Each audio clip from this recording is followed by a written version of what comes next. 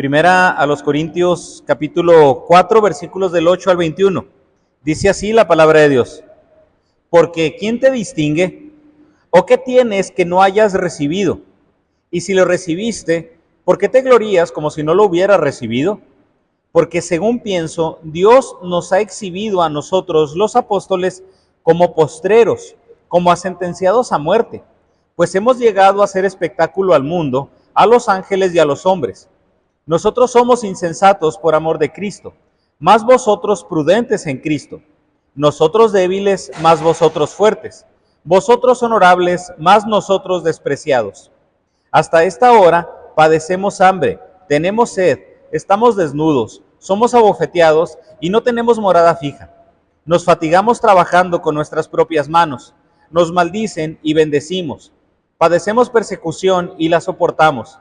Nos difaman y rogamos. Hemos venido a ser hasta ahora como la escoria del mundo, el desecho de todos. No escribo esto para avergonzaros, sino para amonestaros como a hijos míos amados, porque aunque tengáis 10,000 años en Cristo, no tendréis muchos padres, pues en Cristo Jesús yo os engendré por medio del Evangelio. Por tanto, os ruego que me imitéis. Por esto mismo os he enviado a Timoteo, que es mi hijo amado y fiel en el Señor, el cual os recordará mi proceder en Cristo, de la manera que enseño en todas partes y en todas las iglesias. Mas algunos están envanecidos, como si yo nunca hubiese de ir a vosotros, pero iré pronto a vosotros, si el Señor quiere, y conoceré no las palabras, sino el proceder de los que andan envanecidos. Porque el reino de Dios no consiste en palabras, sino en poder. ¿Qué queréis? ¿Iré a vosotros con vara o con amor y espíritu de mansedumbre? Y este pasaje es una amonestación muy severa en contra de los corintios, por basar su confianza en ellos mismos. Pablo tenía bien claro cuál era su objetivo como siervo evangelista. Pablo sabía que la labor de Apolos era dar seguimiento a la labor de Pablo y continuar con la obra de Cristo, y aunque la naturaleza orgullosa del ser humano lo conduce a compararse y competir, los siervos de Dios no debemos competir. No estamos para competir entre nosotros, ni siquiera estamos jugando carreras, no estamos viendo quién llama a más cristianos, quién bautiza a más creyentes, porque es una tendencia natural en el ser humano. Hace tiempo, de hecho, un pastor me comentó que siempre que le preguntes a un pastor cuántos miembros hay en su iglesia, siempre hay una tendencia a exagerar. Siempre hay una tendencia a decir un número más arriba que los que realmente son. Y luego ya me empezó a mencionar ciertos ejemplos de que a un hermano, incluso cuando le preguntaban, ¿cuántos miembros hay en tu iglesia? El hermano decía una cantidad y, cara, dice, oye, no, pues es que eso no se ve los domingos.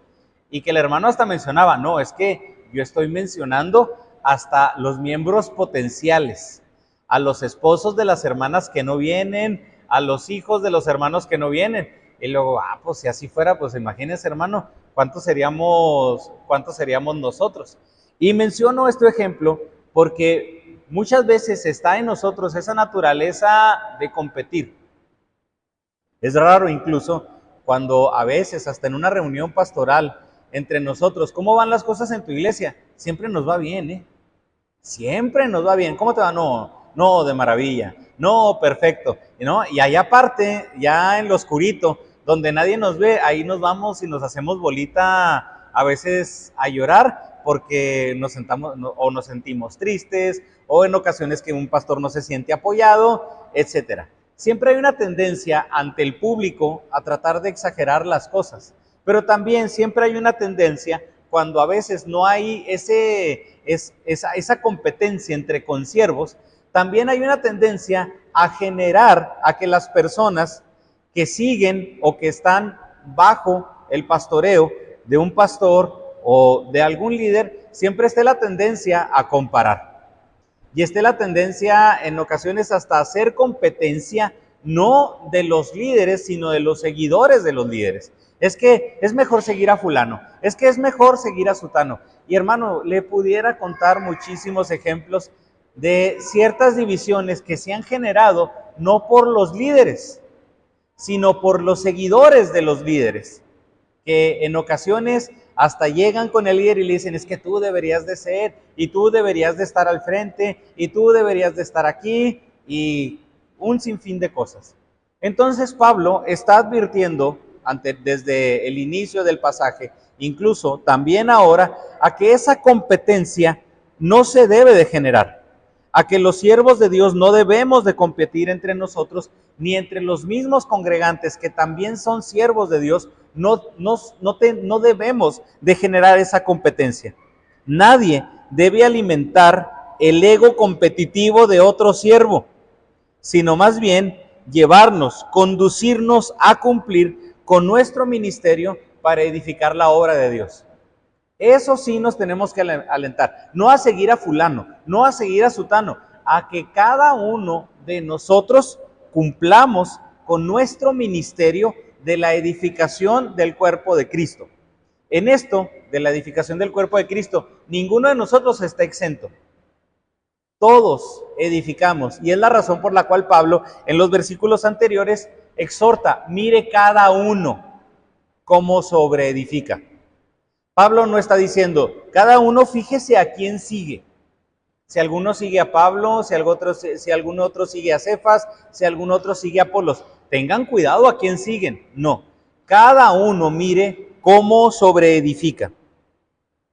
Y en esto primero, la primera enseñanza que vamos a ver en los versículos del 9 al 13 es pensar en el nombre de la predicación. La aspiración del siervo de Cristo. Aquí aspira un siervo de Cristo. Y aquí deja más claro esta idea. ¿Cuáles serán las aspiraciones de un siervo de Dios? ¿A qué debe aspirar un siervo de Dios? Dicen los versículos del 9 al 13, los vuelvo a leer. Porque, según pienso, Dios nos ha exhibido a nosotros los apóstoles como postreros, como a sentenciados a muerte, pues hemos llegado a hacer espectáculo al mundo, a los ángeles y a los hombres. Nosotros somos insensatos por amor de Cristo, mas vosotros prudentes en Cristo. Somos débiles, mas vosotros fuertes. Vosotros honorables, mas nosotros despreciados. Hasta esta hora padecemos hambre, tenemos sed, estamos desnudos, somos abofeteados y no tenemos morada fija. Nos fatigamos trabajando con nuestras propias manos, nos maldicen y bendecimos. Padecemos persecución y la soportamos. Nos difaman y rogamos. Hemos venido a ser hasta ahora, como la escoria del mundo, el desecho de todos. Y en la porción anterior, Pablo le deja claro a los corintios que no deben creerse más importantes o enorgullecerse por sus logros o habilidades. El versículo 8, que ahorita leí desde el 9, dice, ¿quién te distingue? ¿O qué tienes que no hayas recibido? Si lo recibiste, ¿por qué te glorías como si lo hubieras recibido? Y aunque ya lo explicamos la semana pasada, desde el principio, recordemos que desde el principio de la carta, Pablo hace ver que la iglesia en Corinto era rica en dones espirituales y los miembros eran conscientes de que tenían dones espirituales, pero su orgullo no les hacía creer solamente que tenían dones espirituales. Algunos tenían tanto orgullo que creían que tenían todos los dones. Ya ahí es un extremo. ¿Cuáles dones espirituales tienes? Todos. ¡Órale! ¡Wow! Y los estás ejerciendo y es como si le preguntara a todos, levante la mano aquí quién tiene todos los dones espirituales. Más adelante Pablo presenta una lista de dones también en la carta a los Corintios. Pero imagínense, todos decir, no, o sea, yo en todo estoy hasta el tope.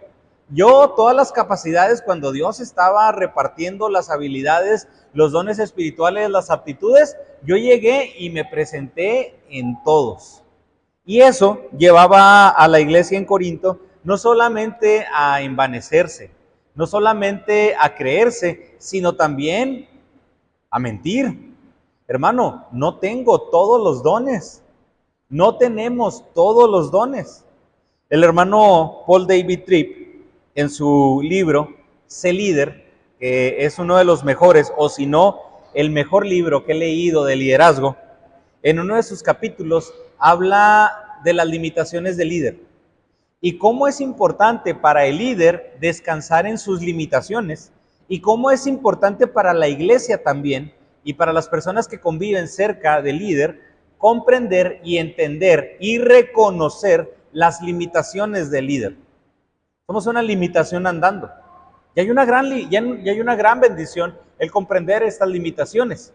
Y en una de las partes de este capítulo del libro, de las limitaciones del líder, el hermano menciona que los líderes, al igual que obviamente todas las personas, pero que en los líderes son más visibles, son más palpables, nos habla de que los líderes tenemos primero conocimiento limitado, tiempo limitado, madurez limitada y dones limitados.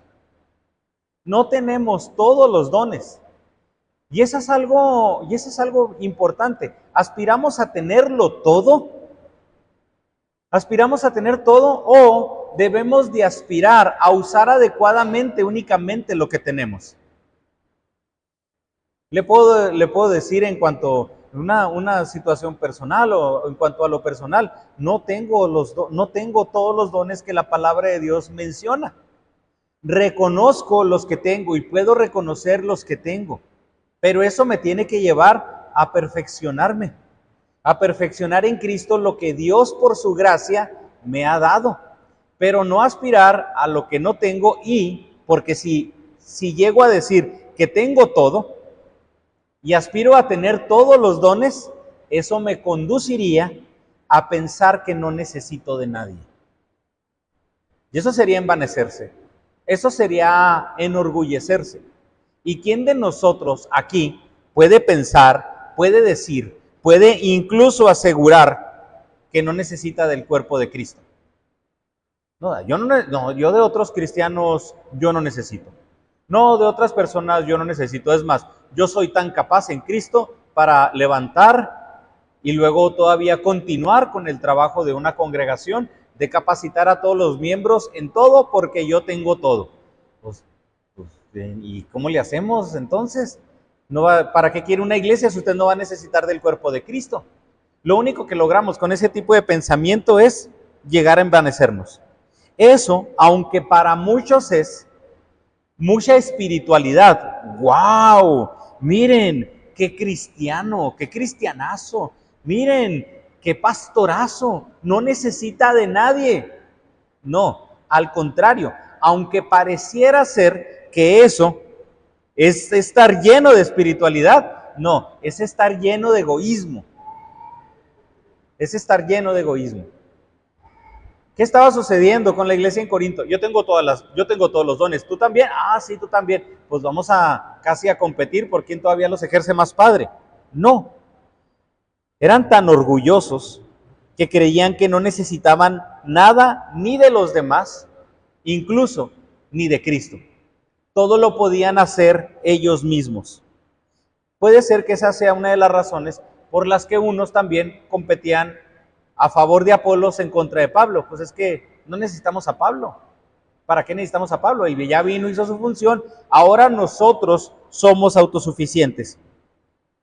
Se sentían llenos de espiritualidad, como si ya no hubiera nada que Dios les pudiera dar. Esa creencia, en lugar de demostrar estar llenos del Espíritu, manifiesta estar llenos de ellos mismos. En lugar de demostrar espiritualidad, lo que hace es manifestar inmadurez. Creían que la obra ya estaba completa en sus vidas y que incluso no necesitarían de Pablo o de los apóstoles.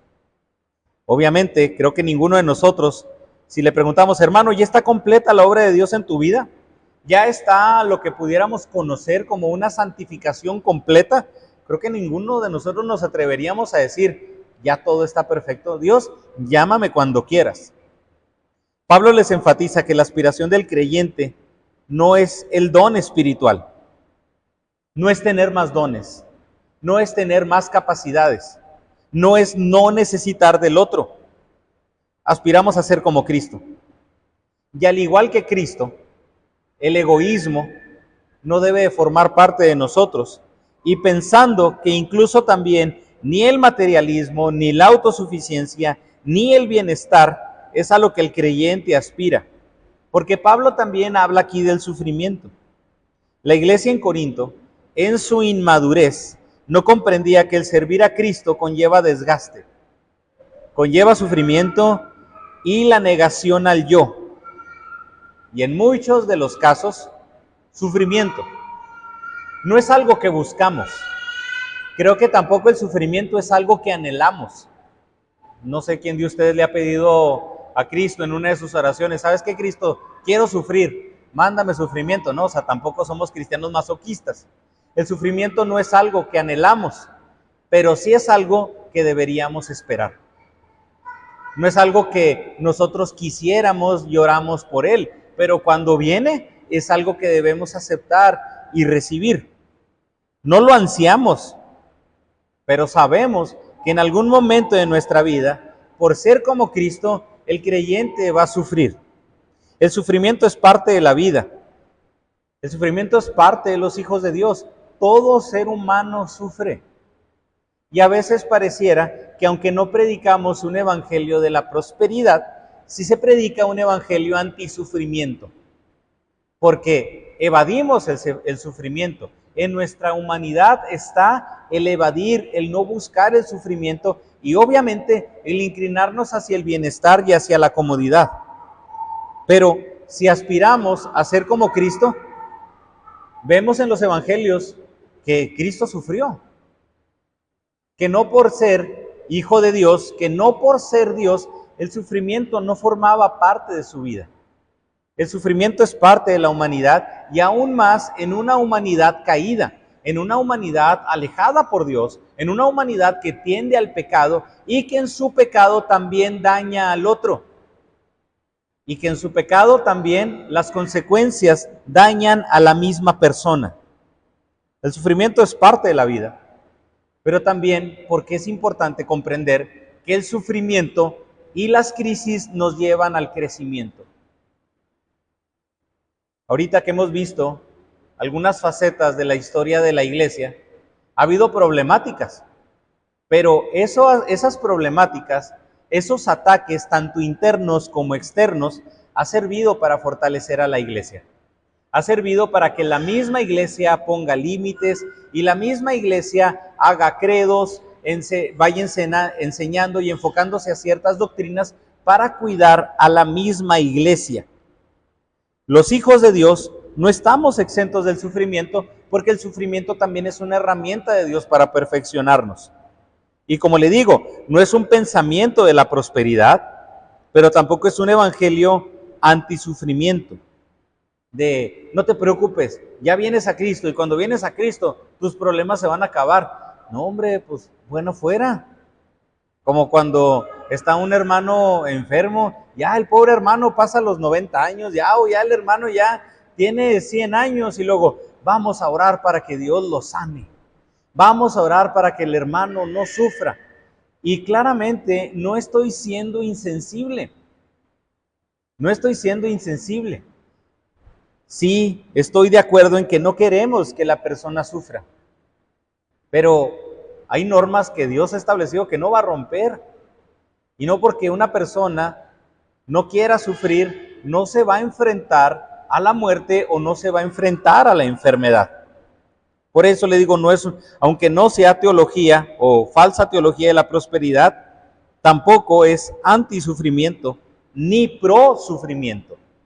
Sabemos que lo vamos a recibir y sabemos que Dios lo puede utilizar para que nosotros crezcamos y maduremos. En este tiempo, el grupo de apóstoles era menor. Y lo menciono por lo que habla Pablo en el versículo 9. Dios nos ha exhibido a nosotros, los apóstoles, como postreros.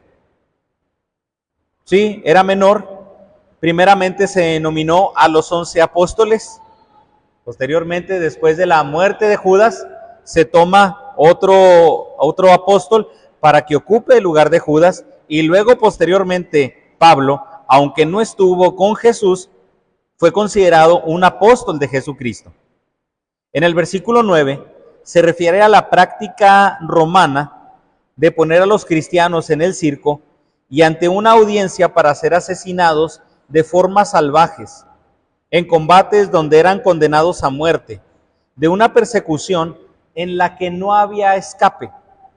Y se menciona así aquí: Dios nos ha exhibido a nosotros los apóstoles. Dios nos ha puesto a nosotros los apóstoles para ser exhibidos, pero dice, como postreros. Y esto se refiere a que en el circo romano, el ser el postrero era utilizar el último turno del día. Era la última función del circo romano que era la más concurrida. Nosotros los apóstoles, Dios nos ha puesto como postreros. Va a haber más personas que puedan ver, que puedan ser testigos de nuestra ejecución. Serían exhibidos para que más personas fueran espectadores. Y lo dice, sean los ángeles y hombres, sean los ángeles y los hombres. La iglesia en Corinto no debía jactarse de los dones, sino comprender que son dados para un servicio sacrificial. Y Pablo menciona ese ejemplo. Cristo sufrió. Cristo fue sacrificado. Nosotros los apóstoles somos puestos como postreros.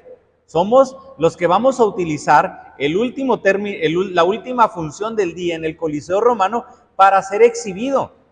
Si tú quieres ser como Cristo, si tienes el ejemplo de un apóstol, ¿a qué aspiras tú como siervo de Dios? A lo mismo. Y nuevamente, no somos pro sufrimiento, no somos anti sufrimiento, pero sabemos de que el sufrimiento es parte de la vida.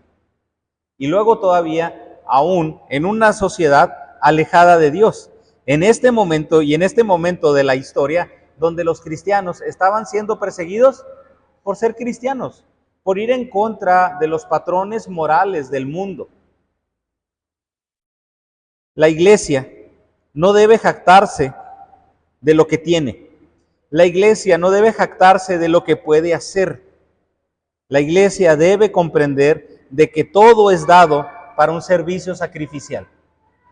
No tengo dones, no tengo capacidades, no tengo bendiciones dadas por Dios, no tengo conocimiento dado por Dios para que Alfonso se jacte, para que Alfonso lo pueda presumir. No, lo que Dios nos ha dado es para un servicio sacrificial a la iglesia y a Cristo mismo. Y esto lo hace ver en el versículo 10, usando contrastes de cuáles son las condiciones del siervo. Dice, nosotros somos insensatos por amor de Cristo, pero ustedes son prudentes en Cristo. Nosotros somos insensatos, nosotros hablamos, pero ustedes son prudentes en Cristo. Ustedes miden sus palabras. Ustedes saben qué decir para no meterse en problemas, pero nosotros no.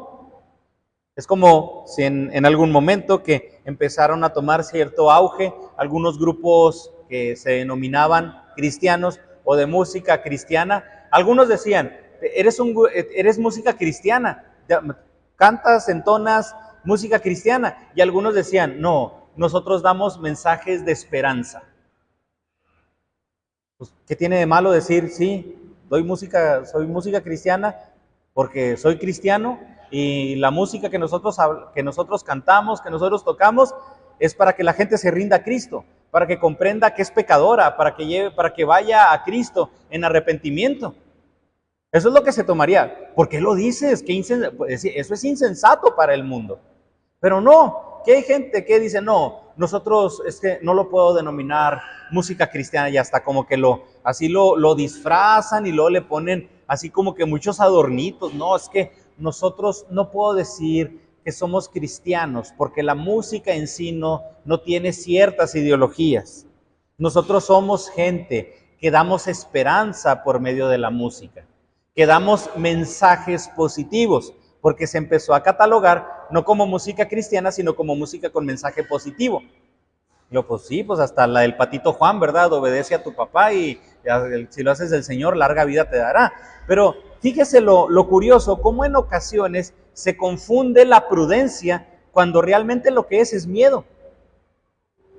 Pero se disfraza de una manera para los demás. Ah, mira, qué prudente. Wow, mira, qué aceptable. Entonces, creo que hay cosas que nosotros tenemos en común. No, por eso Pablo marca, nosotros somos insensatos por amor de Cristo, pero ustedes son prudentes. Nosotros débiles, pero ustedes fuertes. Ustedes se creen y reconocen sus fortalezas. Ustedes son honorables, porque ustedes aspiran a que la gente sea como ustedes, o ustedes aspiran a tener honor, pero nosotros despreciados, porque no es lo que buscamos. Entonces, en estos contrastes, Pablo está explicando cuál es la condición del siervo de Cristo. El Hijo de Dios, al anhelar la sabiduría divina, como ya lo vimos, va a ser considerado insensato por las normas de la sociedad. Va a ser considerado insensato. ¿A poco haces eso? ¿A poco como hijo? ¿A poco? ¿Por qué como hijo de Dios? ¿Por qué das diezmo? ¿Por qué das tu dinero? Si los pastores se lo ratean, se lo roban.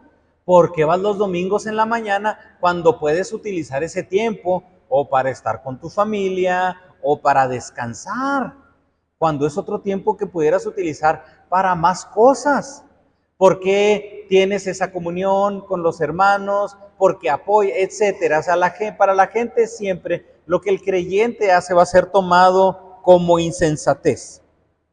Corinto, en su ignorancia, eran egoístas y ellos se consideraban sabios en su opinión. Eso los llevaba a pensar que por sus dones debían tener una posición especial. Ellos buscaban honor, no la categoría de servidores, pero de esos servidores con los que Pablo comienza el pasaje. Somos servidores, de esos servidores que se encuentran en el nivel más abajo del barco, que reman e incluso reciben todos los desechos de los que se encuentran en niveles más arriba. ¿A qué aspiramos? Los corintios se consideraban fuertes, pero Pablo y los apóstoles débiles porque reconocían sus incapacidades. Un Corinto honorable, pero los apóstoles despreciados. El hecho de que ellos se consideren sabios, fuertes y distinguidos en sí mismos indica que no entendían su naturaleza de siervos.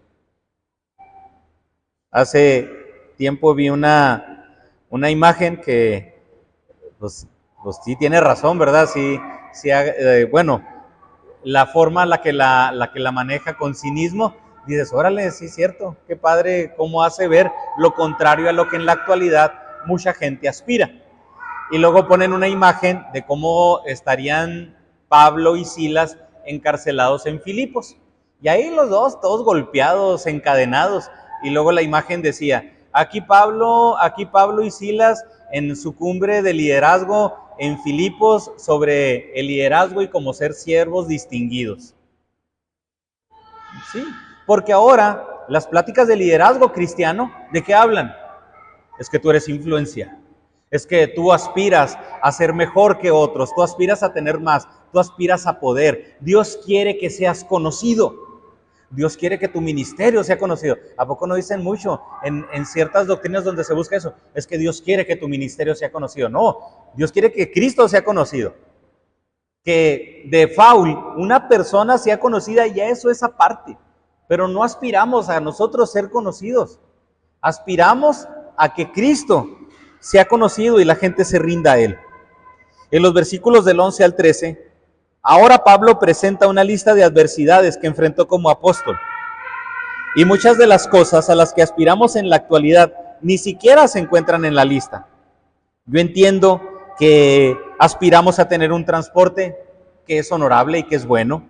Yo entiendo que aspiramos a buena comida, lo entendemos, que aspiramos a diversión, que algunos aspiran a ir a ciertos lugares con estatus. Y ahora es parte de más en una sociedad abierta que tiene ojos en todos lados, que precisamente las redes sociales para eso son. A eso se aspira, a presumir ciertas cosas. Y Pablo, ¿qué nos dice? ¿Qué es lo que está presumiendo? ¿Qué es lo que está presumiendo Pablo aquí? Miren, he comido en estos lugares, miren lo que me compraron, miren, traigo esto. No. ¿Qué es lo que dice Pablo en el versículo 11? Hasta esta hora padecemos hambre, tenemos sed, estamos desnudos, somos abofeteados y no tenemos morada fija.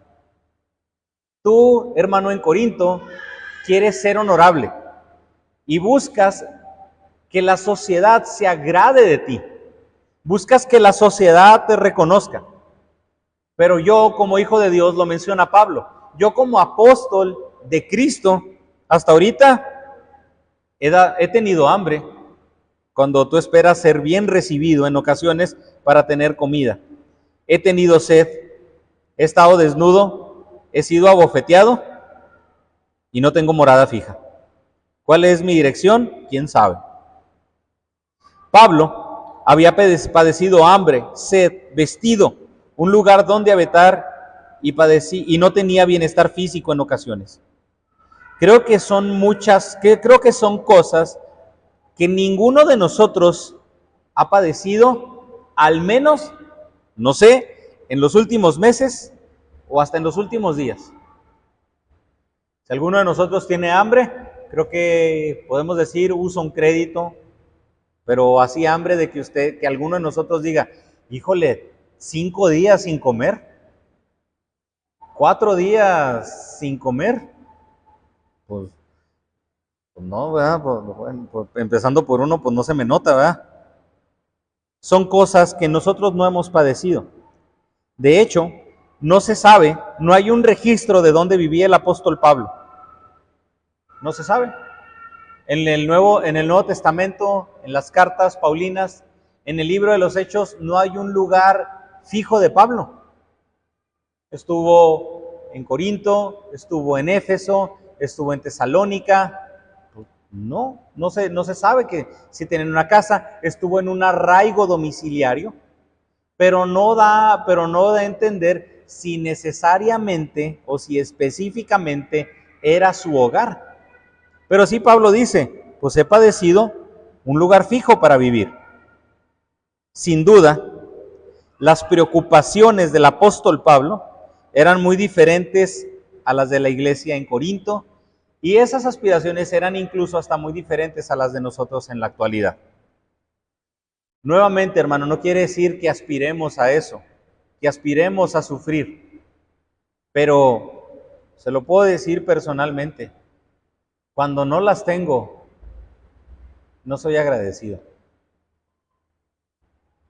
A veces cuando tengo esas cosas pienso que me las merezco, porque pienso que es mi esfuerzo y pienso que es mi dedicación, es mi trabajo, y eso me hace hasta igual que la iglesia en Corinto, porque me hace pensar que yo me lo gané, me hace pensar que yo me merezco ese bienestar, cuando es algo que Dios me ha dado para ponerlo a su servicio, cuando es algo dado por gracia para utilizarlo para nuestro mismo Señor.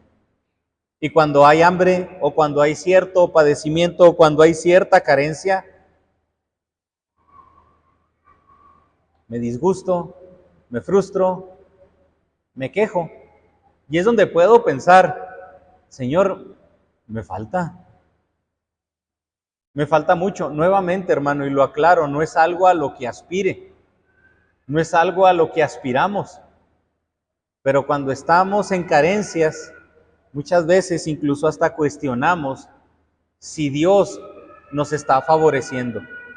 Porque hay una tendencia o a compararse y hay una tendencia incluso hasta a reprochar a Dios. Oye, Señor, si yo te sirvo, si yo soy tu hijo, si yo estudio la palabra, oye, Señor, no soy tan mal como este rufián, ¿por qué no tengo? ¿Por qué padezco? La verdad, hermano, creo que esto nos lleva a que nuestras preocupaciones, entender y comprender cuál es el papel que está jugando Dios en nuestra vida. ¿Qué sería, para qué nosotros incluso estamos pidiéndole a Dios? Y aparte de todo esto, de todo lo que Pablo había padecido. Aparte de todo esto, Pablo habla de lo honorable de lo que es el trabajo. Sabemos, como fabricante de tiendas, lo vamos a ver más adelante en la carta a Corinto, se mantenía para poder realizar su labor misionera. Imagínense, para muchos, esto es insensatez. Eso es insensatez. Porque algunos piensan, no, mira, no, los pastores pues los invitan acá, los invitan para allá, pues no han de tener. Hay un libro que se llama Dragones Malintencionados. Y el libro habla, ya es un libro viejito. Lo que el libro habla y a lo que la temática del libro es cómo a veces en nuestras buenas intenciones dentro de la iglesia, pues cometemos errores. Y en esos dragones malintencionados menciona, o en esos ejemplos de dragones malintencionados, menciona el ejemplo de un pastor que en una quincena, en un mes, no recibió su sueldo, no recibió su salario. Entonces cuando se acerca con la persona encargada, le dice, oiga hermana, pues no me han pagado en todo este mes. ¿Y qué dice la hermana? No, hermano, es que como usted ha estado predicando en varios lugares, pues pensamos que en esos lugares le dan dinero, por lo tanto pensamos que el sueldo ya no lo necesita. Bueno, pues, el pensamiento de la hermana no era malo, no tenía una mala intención, pero esto lo menciono porque muchas de las veces que nos invitan a predicar a un lugar, pues en ocasiones hasta o no recibimos nada y ya muy pocas veces nos ha tocado hasta poner. Y muchos dicen, te toca poner y nos vuelven a invitar y ¿qué creen que hacemos? Cometemos la insensatez de decir que sí. En cuestiones de práctica, hermanos que necesitan consejería y cuando termina la consejería me dicen, oiga, ¿sabe qué? Es que no tengo dinero. Pues no se preocupe. Y luego todavía me vuelven a hablar y hermano, puedo platicar con usted, me puede ver y esto, me agenda citas, sí. ¿Y qué cree que pasa? Otra vez.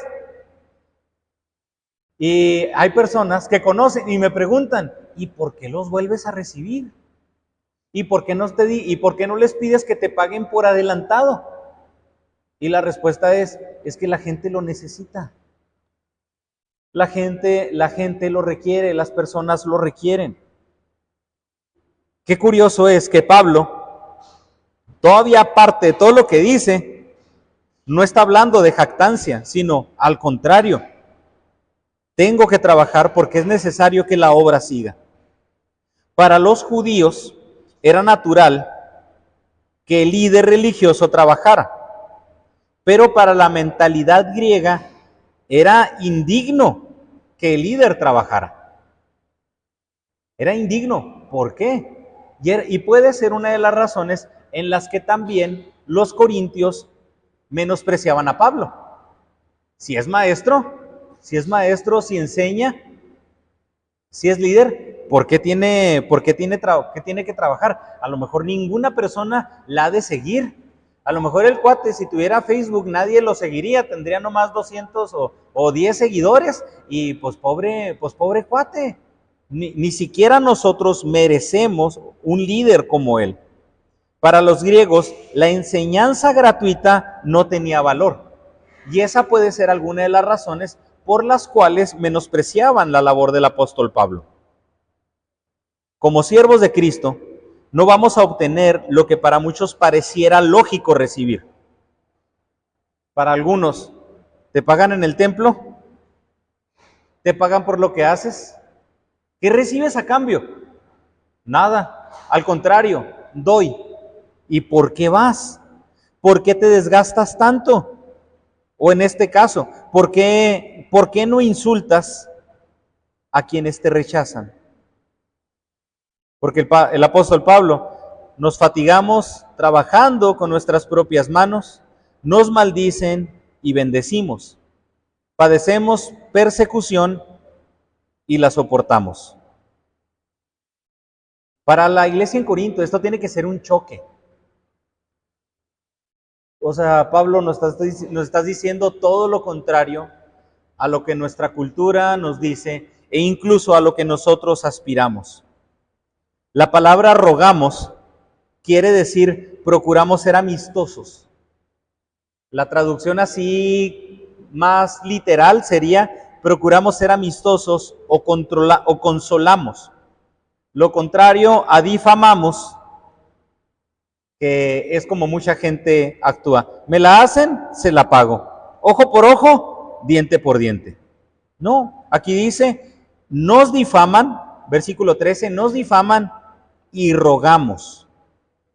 Nos difaman y rogamos, es decir, nos difaman y luego todavía nosotros procuramos ser amistosos. Nos difaman y luego aparte de que si una persona nos difama, nosotros lo que hacemos es consolarla. Utiliza también que somos desperdicio. Se refiere a lo que desprendía una vasija al ser lavada. No sé a quién de ustedes le gusta o siente así como que asquito cuando lava los trastes y le toca desprender lo que se quedó pegado en el sartén. Algunos empiezan a sentir todavía eso con el aceite y luego con el agua, están lavando los trastes, porque ese desperdicio no es muy agradable. Se refiere a ese tipo de desperdicio, que no solamente es tirado, aparte de eso da asco. La palabra, posteriormente, esta palabra desperdicio, empieza a tener un significado de chivo expiatorio. ¿Recuerdan lo que era el chivo expiatorio? Era el animal que en el sacrificio recibía todo el pecado y era expulsado y cargaba todo el pecado del pueblo.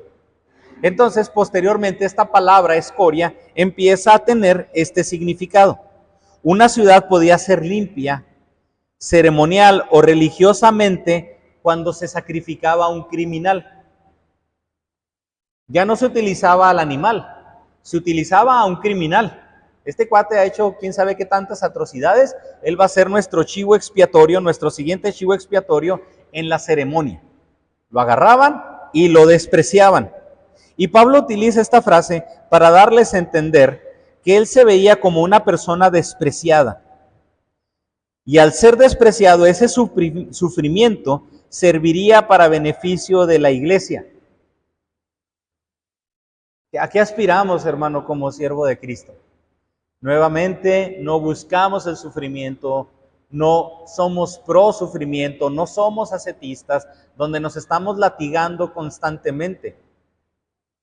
Pero esto sí nos habla, sí nos hace mucha referencia a dónde está nuestro corazón. ¿Dónde está nuestro corazón cuando hay carencia? ¿Dónde está nuestro corazón cuando hay rechazo? ¿Dónde está nuestro corazón cuando nos sentimos solos? ¿Dónde está? ¿Qué hacemos cuando nos sentimos rechazados? El oficio de la enseñanza e instrucción en ocasiones era responsabilidad de un esclavo de confianza que los ayudaba en las tareas y les presentaba también las enseñanzas que adquiría del maestro de los hijos del amo, el ayo. Más adelante Pablo dice esta palabra. Eso quiere decir de que el líder que enseña es un esclavo que instruye sin esperar recibir un reconocimiento especial. Imagínese lo que Pablo está haciendo con el orgullo de la iglesia en Corinto. Tú que piensas que tienes todos los dones, tú que te crees demasiado orgulloso, tú que te crees la divina garza envuelta en papel celofán, tallado a mano, y que aspiras a tener todo y aspiras a grandes bendiciones por ser hijo de Dios. Pablo les está diciendo, ¿sabes qué eres? Eres un siervo que se encuentra en el cuarto nivel del barco. Eres un administrador que únicamente tiene que rendir cuentas al amo. Eres una persona despreciada. Eres una persona que va a sufrir únicamente por ser igual a su amo, que es Cristo. Esto tiene que chocar. Y es donde vemos que el evangelio muchas veces va a ir en contra de lo que la misma sociedad dice. Por eso la sabiduría de Dios es insensatez. para la sabiduría humana, porque contradice los mismos valores, contradice las aspiraciones. Si una persona quiere ser un jefe en su empresa, ¿por qué aspira? Mira, conviene ser jefe, aunque sí entendemos, es más responsabilidad, pero ¿qué decimos o qué dicen en algunas empresas?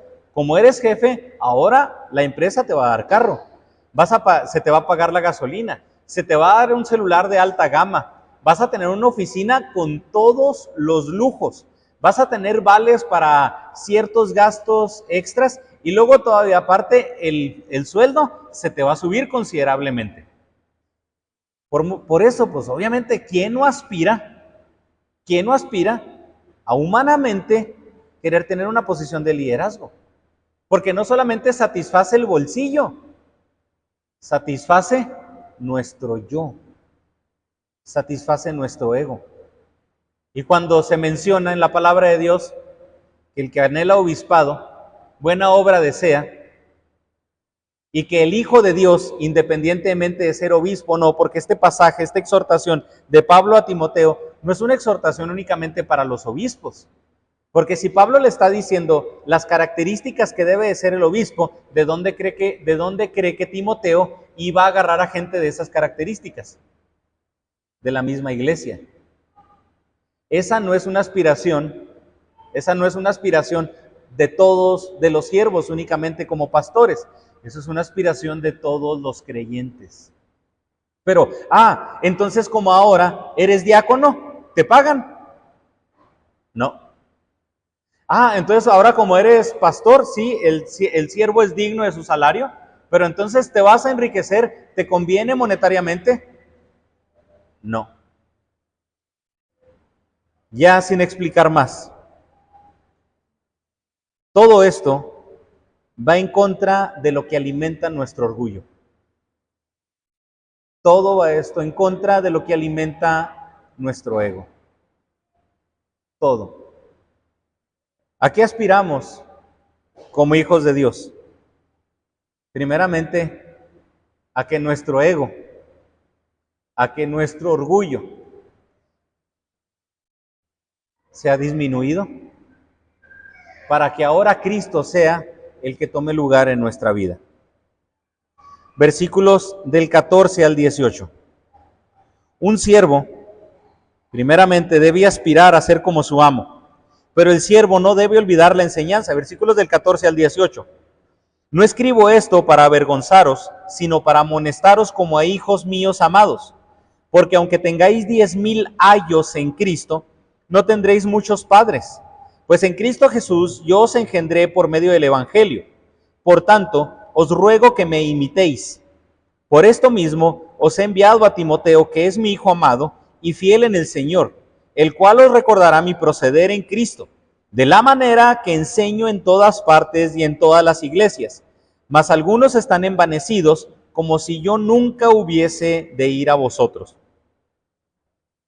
Aquí es importante porque Pablo, no escribo para avergonzaros, sino para amonestaros. La iglesia no debe usar la vergüenza o la exhibición para provocar un cambio en el creyente. La iglesia no debe usar la vergüenza ni la exhibición para provocar un cambio en el creyente. La iglesia debe de ser como Cristo, abrazando a la mujer adúltera. La iglesia debe de ser como Cristo, tocando al leproso. La iglesia debe ser como Cristo, acercándose al endemoniado gadareno. No utilizar la vergüenza como una herramienta para tratar de provocar cierto remordimiento. Pablo tenía la capacidad para amonestar a la iglesia. Pablo tenía las herramientas para exhibir a la iglesia. Pero Pablo, los quiero amonestar como a hijos amados. No solo era el hecho de que fueran fruto del trabajo del apóstol, sino aquí Pablo está preocupado por la espiritualidad de la iglesia. No solamente está cuidando, es que es todo lo que yo trabajé, ¿A poco van a echar a la basura? ¿A poco voy a echar a la basura todo lo que trabajé anteriormente? No, no es mi trabajo.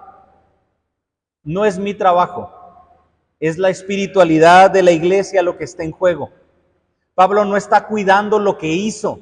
Pablo no está preocupado por lo que hizo. Pablo está preocupado por lo que la iglesia está haciendo.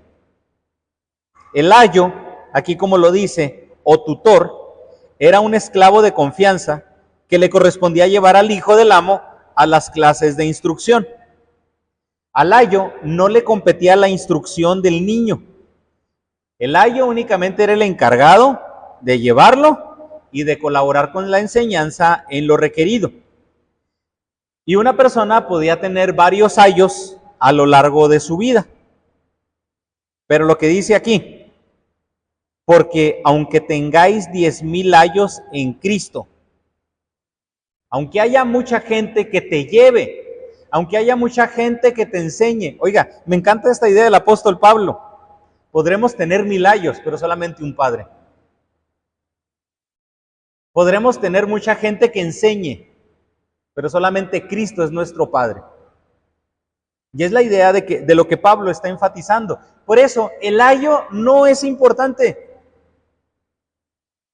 El niño no iba a tener cierto afecto, no iba a tener más afecto por el ayo que por su papá.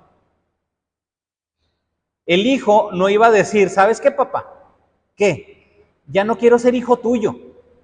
Ahora quiero ser esclavo, ahora quiero ser hijo del ayo. Lo que implica ya no ser hijo, sino ser esclavo. Oiga, ¿quién en sus 5 sentidos haría eso? Lo que Pablo está diciendo, los está amonestando por eso. Permítame decirlo así. Les está diciendo, ¿cómo están brutos? Están cambiando al Padre por el ayo que es Apolos. Están cambiando a Cristo por el ayo que soy yo. Hermano, no cambia a Cristo. No cambia a Cristo. ¿Qué hacemos los que cumplimos con una función de ayos? Somos un simple esclavo que conduce a los hijos del amo a la educación. Por eso pone ese ejemplo. Porque Pablo está hablando de los partidismos, Pablo está hablando de las divisiones. Sigan al Padre, no cambien al Padre por el esclavo. Y aquí es donde podemos entender todavía más lo severo de la problemática en Corinto. Imagínense lo absurdo de Corinto. Estaban dejando a Cristo por seguir al esclavo. No le competía dar la instrucción, él no más lo llevaba. Es lo que hacemos como esclavos. La frase, el versículo, lo que está haciendo Pablo aquí, está manifestando un amor paternal en la iglesia, pero está haciendo hacer ver que la iglesia solamente va a tener un padre.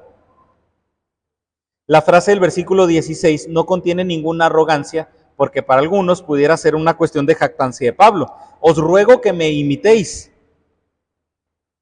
Y, ojo, está diciendo, imítenme. No está diciendo sean como yo en esta porción. Imítenme. Quería que vieran su cuidado en el esfuerzo de mantener un ejemplo y la enseñanza. Y Pablo demuestra este afecto enviando a Timoteo. Posiblemente Timoteo ya había salido a Corinto. Probablemente Pablo envió a Timoteo antes de escribir la carta, o recuerde que la carta fue escrita en 4 fragmentos, de las cuales nosotros tenemos nada más ya las 2 cartas. Y probablemente al ser escrita ya una de las partes, Pablo envía a Timoteo y lo envía con una importante encomienda, porque el versículo 17 dice, por esto mismo os he enviado a Timoteo. Ustedes imítenme a mí, pero para que ustedes me imiten, tienen que conocerme, y para que ustedes me conozcan, les voy a enviar a Timoteo, para que ustedes sepan cómo soy, quién es Pablo, qué enseña Pablo, cómo enseña Pablo, les voy a enviar a Timoteo. Liga la idea anterior, porque el motivo de Pablo era que los corintios pudieran conocer más a Pablo, y para conocer más a Pablo tenían que conocer a Timoteo, su siervo amado, su hijo espiritual, su amigo, su compañero. La Nueva Traducción Viviente, en este versículo, en el versículo 17, dice: Él les recordará la manera en que sigo a Cristo Jesús, así como lo enseño en todas las iglesias en todas partes. ¿Qué era lo que quería Pablo? Ustedes van a saber cómo sigo a Cristo, pero ustedes también van a conocer cómo enseño a Cristo. La intención de Pablo al enviar a Timoteo era que conocieran la enseñanza, pero también la forma en la que Pablo enseñaba. Hermano, no podemos separar la enseñanza de las formas. No la podemos separar. Es importante la enseñanza, por supuesto, pero también es importante la forma. La forma también tiene un sentido, aunque la enseñanza sea primordial. Como se decía antes, la letra con sangre entra. Ya antes aprendíamos a golpes, ya antes aprendíamos a esto, ya antes aprendíamos acá, justificando que lo importante era la enseñanza. Sí, pero mire, tan sencillo, la letra con sangre entra. Sí, ¿quién de aquí se sabe las tablas de multiplicar de memoria? Muchos no. Los maestros, ¿verdad? Pero porque ahora sí ya con cancioncitas, ¿verdad? Y con bailecitos, y pues sí, pues uno hubiera querido aprender así, no casi quedando inconsciente con la letra llena casi de sangre. ¿Es importante la enseñanza? Sí. Fíjese, muchos de nosotros decimos eso. Y hay gente que se jacta de cómo aprendió, pero cuando le pregunta qué aprendió, muchos no dicen nada. A ver, ¿aprendiste así? Sí, bueno, ¿qué sabes? No, a veces no mucho. Porque es importante no solamente la enseñanza, también es importante la forma.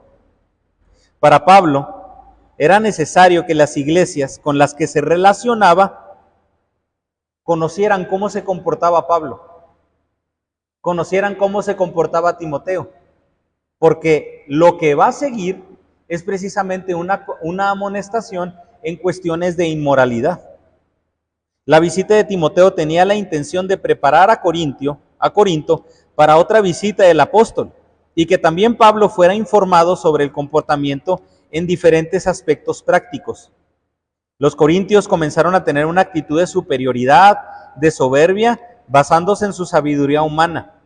Y por eso Pablo los exhorta al observar su soberbia y su concepto elevado de sí mismo, lo que lleva a los corintios a menospreciar la autoridad de Pablo, por lo que vemos que el inicio del capítulo 3 parece que algunos lo catalogaban como inepto e incapaz.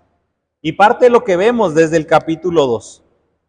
Pues no habla con palabras de sabiduría, no, es el espíritu, es lo importante. Por esta razón, Pablo le recuerda que su ausencia no sería permanente, es así como que, prepárense porque ya voy. Prepárense. Pero aquí es donde ya es lo importante, que es a donde va Pablo para posteriormente hablar de la enseñanza de la inmoralidad. El capítulo termina así en los versículos del 19 al 20. Mas algunos están envanecidos, como si yo nunca hubiese de ir a vosotros. Pero iré pronto a vosotros, si el Señor quiere, y conoceré no las palabras, sino el poder de los que andan envanecidos. Porque el reino de Dios no consiste en palabras, sino en poder. ¿Qué queréis? ¿Iré a vosotros con vara o con amor y espíritu de mansedumbre? Y este versículo no es el sustento, lo aclaro nada más, porque algunos dicen, no, es que, ¿para qué estudias la Biblia? No, o sea, lo importante no son las palabras, lo importante no es lo que estudias, lo importante no es la predicación, porque algunos toman este versículo porque el reino de Dios no consiste en palabras, consiste en poder. Por eso, no prediques, con el poder de tu testimonio vas a tener. No. En el contexto, el pasaje es una amonestación, porque los corintios utilizaban mucho su retórica, utilizaban mucho su capacidad para discutir, utilizaban mucho su sabiduría humana ya, y más en el mundo helenista, donde el argumento y la presentación y la forma de presentar el argumento era importante. Y es donde ahora tenemos que tener cuidado, y también sí es importante que también nos presentemos con argumentos, pero principalmente reconociendo que el poder de Dios, que el poder del Evangelio es lo que va a hablar a la persona. Pablo aquí ya no mide sus palabras contra aquellos que lo están menospreciando, porque aquí ya no se está refiriendo a toda la iglesia, está diciendo más algunos. Aquí ya está cerrando, está diciendo son menos, y no mide sus palabras contra quienes lo menosprecian, independientemente de las enseñanzas o lo que Pablo haya enseñado. El envanecimiento lo podemos definir como un sentimiento, un sentir de manifestar vanidad, soberbia o admiración es excesiva de uno mismo. Un enfoque en la propia apariencia, en las cualidades o en los logros. Y aquí, pues sí, ¿verdad? El que esté libre de pecado, que sea el primero en aventar la piedra. Porque todos en algún nivel, en alguna escala de nuestra vida, presentamos este envanecimiento.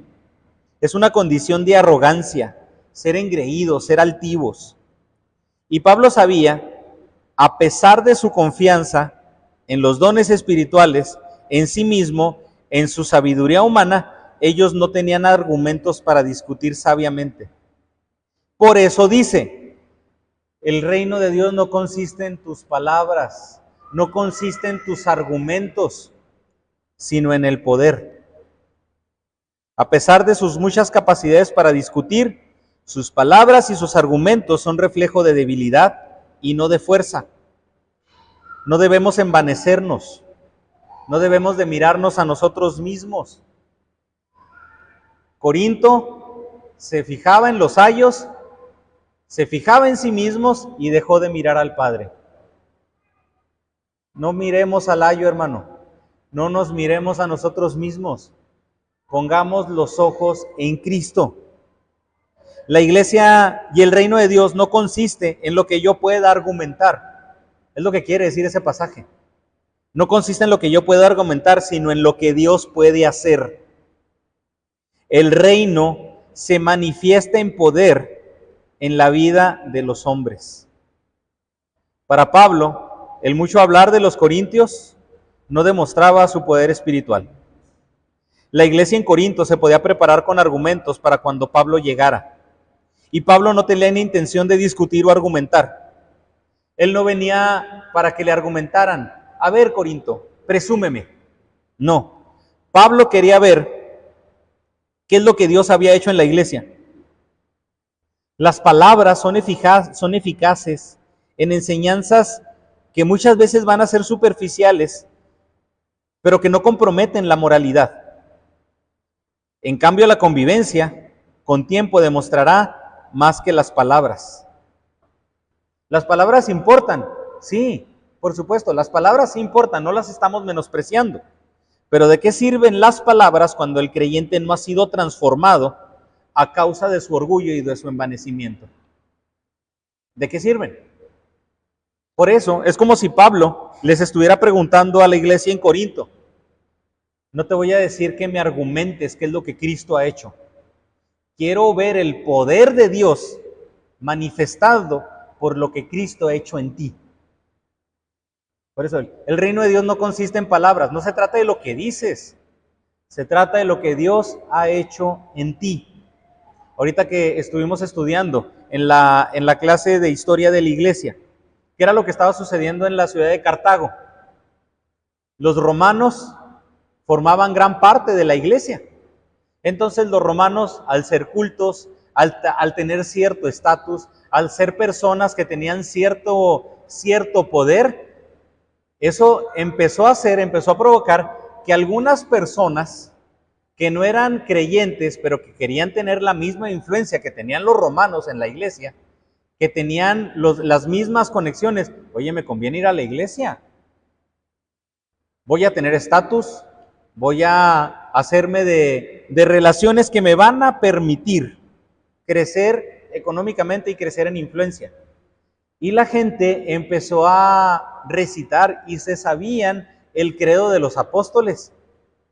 Pero cuando comenzó la persecución, cuando empezaron a dar los certificados de que estaban renunciando que estaban negando a Dios, ¿qué sucedía? El conocimiento lo tenían, las palabras las tenían, pero no se veía el poder de Dios en su comportamiento.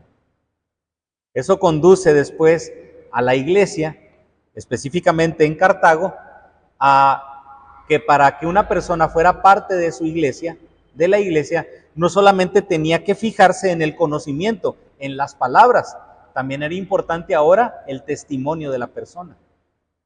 Y es lo que Pablo aquí está haciéndoles ver. No te quiero escuchar solamente, quiero ver tu testimonio, quiero ver lo que Dios ha hecho en ti. La relación normal entre el padre, el hijo, debería ser o debe ser de amor mutuo. Y la demostración de ese amor, requiere corregir con mansedumbre por medio del castigo. Aquí la vara, que es la que utiliza, la palabra que utiliza, no se refiere al cayado del pastor, sino a un látigo del maestro. Pero el látigo no era para lastimar al alumno, no era para lastimar al estudiante. El látigo era para mantenerlo en la enseñanza. A veces pensamos, no, pues es que sí, el castigo, y nos enfocamos en el castigo. El objetivo es mantenernos en la enseñanza. Cualquier corrección del apóstol va a ser con el objetivo y el propósito de enseñar. Aunque en ocasiones el castigo, ahora sí, sea doloroso. Tenemos que aprender también que cuando nosotros hablamos de castigo, nos enfocamos demasiado en el castigo y no en el aprendizaje. Nos enfocamos demasiado en la vergüenza y no en el cambio. No, aquí Pablo está diciendo quiero que aprendan, quiero que vean, pero para eso es necesaria la amonestación. Un padre muestra su madurez en el trato con sus hijos, especialmente al disciplinarnos, porque en la disciplina es hasta donde se ve el autocontrol del padre. Un padre debe demostrar el amor en medio de la disciplina y usar la disciplina como un medio de enseñanza y valorar y enfocarse en el aprendizaje del hijo. Pablo quiere que la iglesia deje de envanecerse en lo que la iglesia hace y que la iglesia, al dejarse de ver a sí misma, al dejar su orgullo, pueda tener la capacidad de aprender lo que Dios quiere. Pueda tener la capacidad de aceptar a los ayos, de aceptar y de ver a las demás personas como alguien que puede fortalecer su relación con Cristo y que incluso también puede aprender de Él. A eso aspiramos, hermano. No aspiramos a tener un lugar aquí en el que, wow, tiene estatus, porque es el líder. No. Al igual que ustedes, Cristo es mi Padre. Al igual que ustedes, yo no debo de seguir al ayo. Al igual que ustedes, debo de dejar mi orgullo, y todos debemos de dejar nuestro orgullo para únicamente enfocarnos en lo que el Padre nos quiere enseñar, en lo que Cristo nos quiere enseñar, para que eso provoque la madurez en el creyente, el crecimiento del creyente y el fruto en la vida del creyente. Fruto, madurez que no vamos a tener si somos igual de orgullosos que la iglesia en Corinto. Padre, gracias por tu